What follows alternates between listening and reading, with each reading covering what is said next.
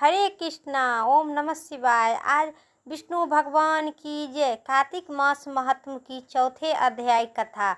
संपूर्ण कथा श्रद्धा भाव मंचित से पूरा कथा जरूर सुनो, श्रवण करें। इससे पहले कुछ महत्वपूर्ण बातें जानिए। कार्तिक मास के दौरान स्नान दान करना काफ़ी शुभ मानी जाती है। कार्तिक मास के दौरान दीप दान करने से अति फल की प्राप्ति होती है। कार्तिक मास के दौरान तुलसी का विधिवत पूजा करने का साथ ही शाम को दीपक जलाना आवश्यक चाहिए।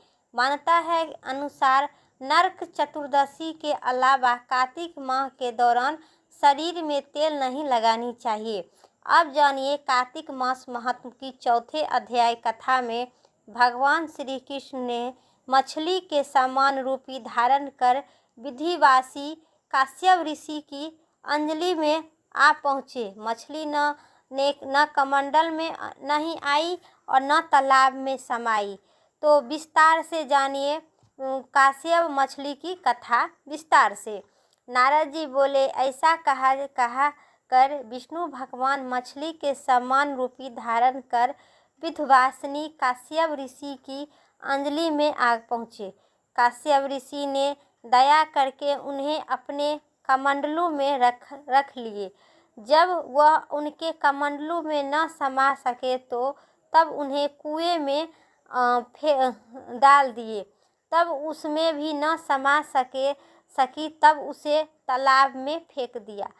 और जब तालाब में न समा सकी तब उसे समुद्र में डाल दिए। वहाँ भी वह बढ़ने लगी। इसके उपरांत उस नारायण रूपी मत्स्य में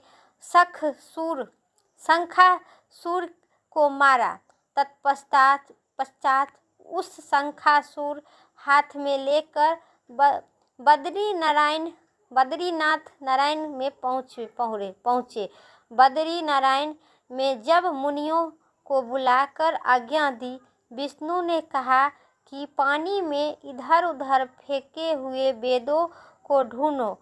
शीघ्र ही आप लोग रहस्य युक्त वेदों को जल से निकाल कर शीघ्र से मेरे पास ले आवे। इतना ही काल तक मैं देवताओं के साथ प्रयाग में ठहरती हूँ। राजा पृथु से नारद जी से कहा। उसके पश्चात आपने तपोबल से सम्मान ऋषियों ने यज्ञ बीजों की सहित सब वेदों मंत्र को ढूंढ निकाला।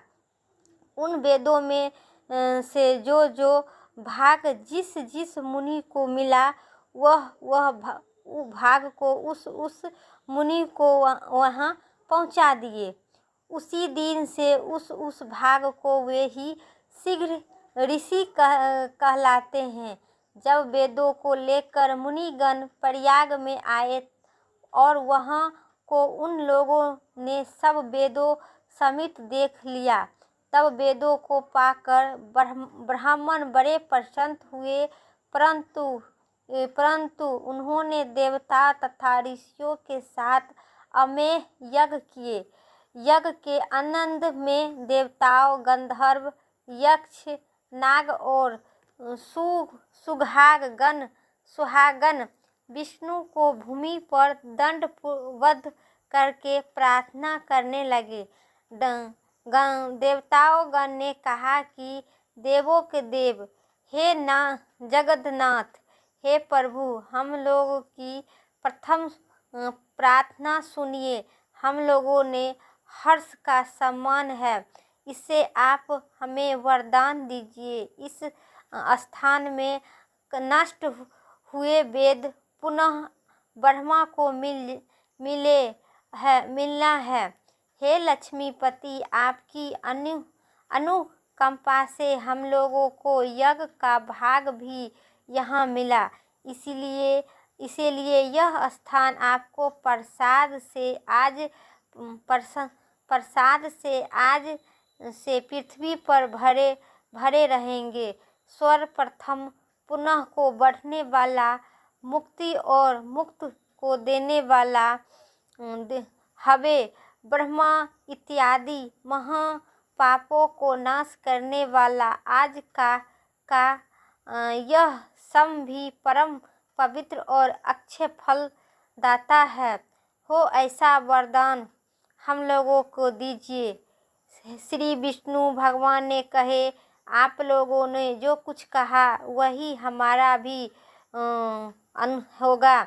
जैसे आप लोगों ने मुझसे कहा वैसे ही हम सर्वश्रेष्ठ जगत प्रसिद्ध होंगे।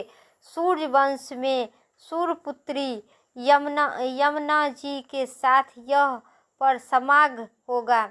आप लोगों तथा स्थान तीर्थराज के नाम से प्रसिद्ध होगा।